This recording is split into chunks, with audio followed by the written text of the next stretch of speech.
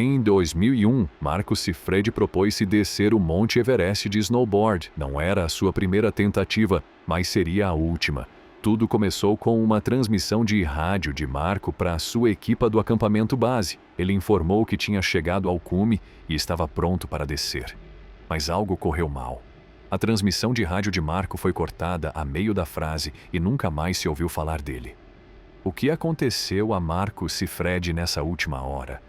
Terá sido vítima do terreno traiçoeiro da montanha ou terá havido algo mais sinistro? Vamos explorar as possibilidades. Nascido a 22 de junho de 1979, em Paris, França, Marco Siffredi cresceu com uma paixão pela aventura.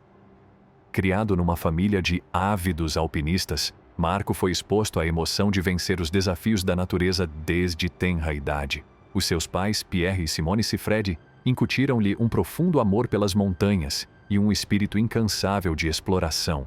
O início da vida de Marco foi moldado pelas façanhas de alpinismo da sua família. Acompanhava frequentemente os seus pais em expedições de escalada, aprendendo competências essenciais e desenvolvendo uma determinação inabalável. Foi durante estes anos de formação que Marco descobriu o seu amor pelo snowboard, um desporto que se tornaria a sua verdadeira vocação. À medida que Marco aperfeiçoava as suas capacidades de snowboard, rapidamente ganhou reconhecimento na comunidade do snowboard. A sua abordagem destemida e o seu talento inigualável distinguiram-no dos seus pares.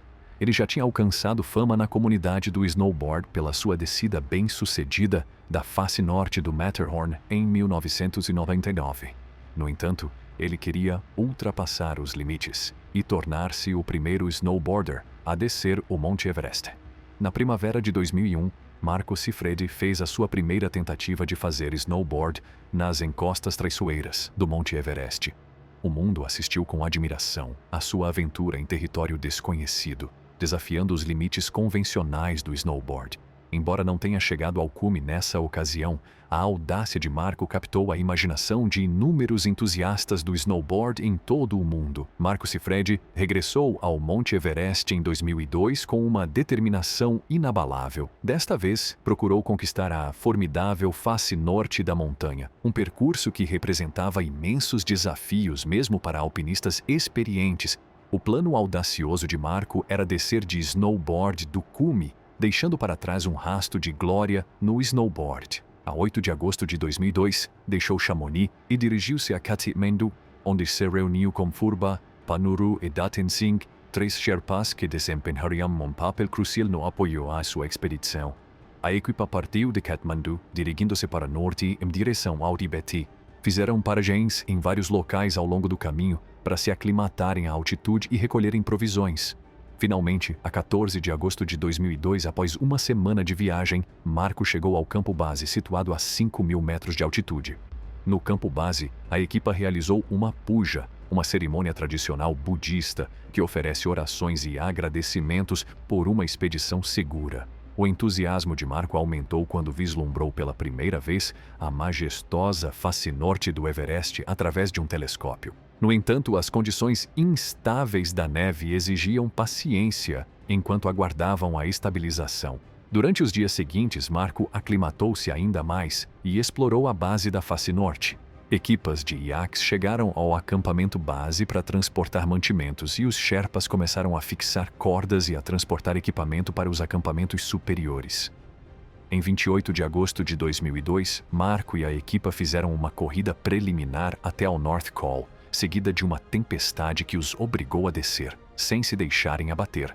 Perseveraram e, a 4 de setembro, Marco recebeu uma atualização meteorológica do seu meteorologista de confiança, Jan Gizendanner. A previsão indicava uma janela de tempo potencial para uma tentativa de cume no domingo, 8 de setembro. Ansioso por aproveitar a oportunidade, Marco começou a subir ao cume a 6 de setembro.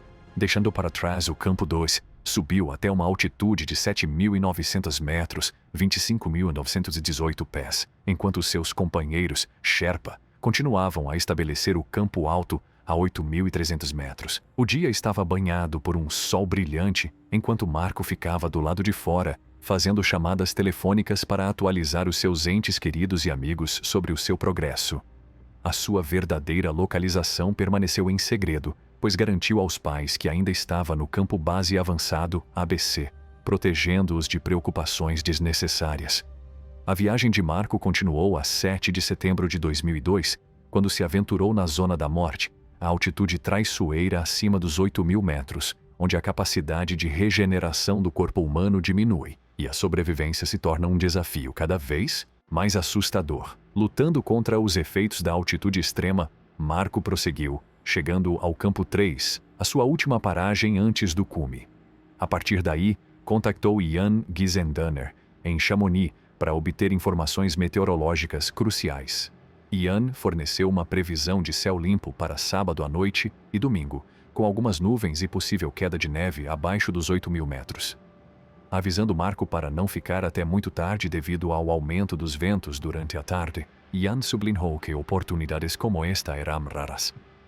Quando Marco se despediu de Jan, a sua escola de palavras de despedida apanhou o amigo desprevenido. Em vez do típico au revoir, Marco pronunciou adieu. Esta diferença em relação à troca habitual de palavras deixou Jan com uma assombrosa sensação de finalidade, mas ele considerou-a como uma idiosincrasia de Marco. Com as baterias do telefone por satélite a esgotarem-se, Marco conseguiu fazer uma última chamada para o seu amigo e companheiro de viagem, Bertrand Delapierre. Ele expressou a sua proximidade com o Hornbeam Couloir, a sua excitação era palpável.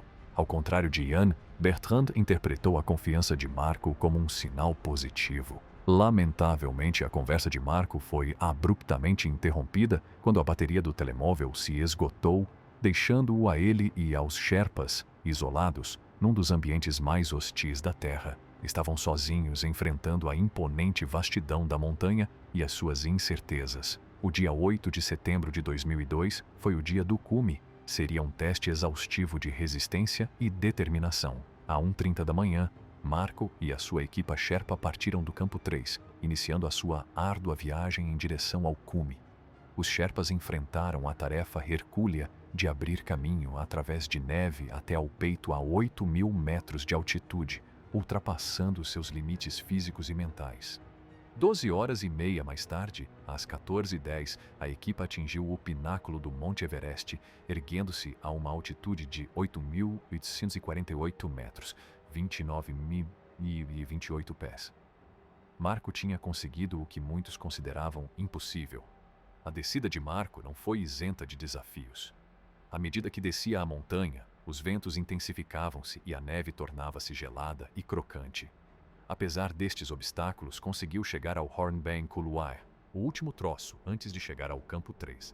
A inclinação e a estreiteza da garganta constituíam um desafio formidável, mesmo para um snowboarder experiente como Marco. Desmontou a prancha para negociar o terreno traiçoeiro e voltou a montá-la assim que o terreno o permitiu. Numa façanha notável de snowboard, Marco navegou com sucesso o Hornbeam Couloir, mas esse não seria o seu último desafio. Quando se aproximou do Campo 3, os ventos atingiram velocidades perigosas, dificultando-lhe a manutenção do equilíbrio. Lutou para se manter em pé, acabando por perder o equilíbrio e cair montanha abaixo. Tragicamente, esta seria a última aparição de Marco Siffredi. O que é que realmente aconteceu ao Marco? Uma possibilidade é que Marco simplesmente tenha sido vítima da montanha. Fazer snowboard na face norte do Monte Everest é uma tarefa perigosa, com inclinações íngremes, fendas escondidas e onde se esforçasse tanto para sabotar a escalada de Marco, especialmente tendo em conta os perigos envolvidos, e mesmo que houvesse jogo sujo, por que é que alguém levaria a sua prancha de snowboard? Não é exatamente um objeto valioso e seria difícil de vender, dada a sua história única. A verdade é que talvez nunca venhamos a saber. O seu desaparecimento continua a ser um mistério até aos dias de hoje, sem respostas definitivas. Mas uma coisa é certa: Marco Siffredi foi um desbravador, um pioneiro no mundo do snowboard. A sua coragem e determinação inspiraram uma geração de snowboarders a ultrapassar os limites. Do que era possível, e apesar de já ter partido, o seu legado continua vivo. O trágico desaparecimento de Marco Siffredi foi um acontecimento devastador que provocou ondas de choque em todo o mundo. Obrigado por assistir e vamos honrar as memórias da vítima, continuando a dar prioridade à segurança e tomando medidas para evitar que tais tragédias voltem a acontecer.